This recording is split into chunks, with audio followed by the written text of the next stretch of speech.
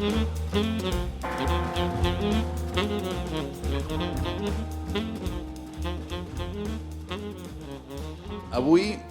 el que els hi proposem amb els Germans Roca, jo crec que els hem sentit parlar molt dels seus orígens, de com han arribat fins allà on són en el món de la cuina, que és absolutament a dalt de tot.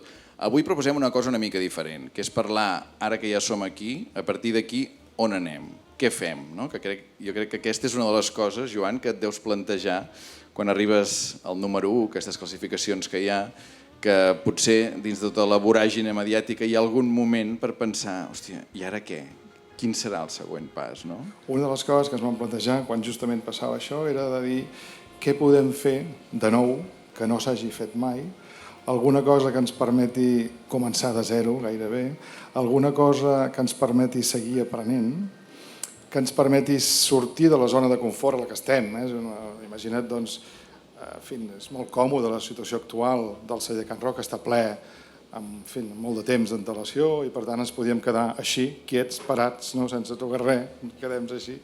I en canvi vàrem voler fer coses noves, coses diferents, que és el que sempre ens ha mogut. És a dir, si hem arribat d'alguna manera fins aquí ha estat d'alguna manera aquest inconformisme que sempre hem dut a sobre. I per tant aquest últim repte, el que avui us explicarem, és justament fruit d'això, d'aquesta reflexió, de dir hem arribat a dalt però no ens podem quedar aquí, no ens podem quedar aquí, hem de seguir fent coses i una cosa que se'ns va acudir va ser justament això, fer una gira.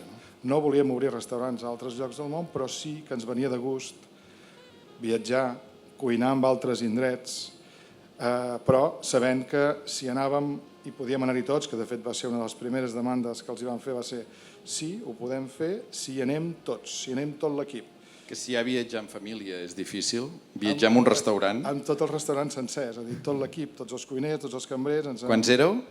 35, entre cuiners i camarers, que anàvem itinerant per diferents llocs. Sí, evidentment aquesta part de sortir de la zona de reconeixement i també de coneixement et crea reptes i també fugir fins i tot de l'èxit, d'aquesta vulnerabilitat, de l'èxit fràgil que vivim, pompós de rànquings i que et fa estar en una situació d'embaucament constant i que intentes que no et perjudiqui massa.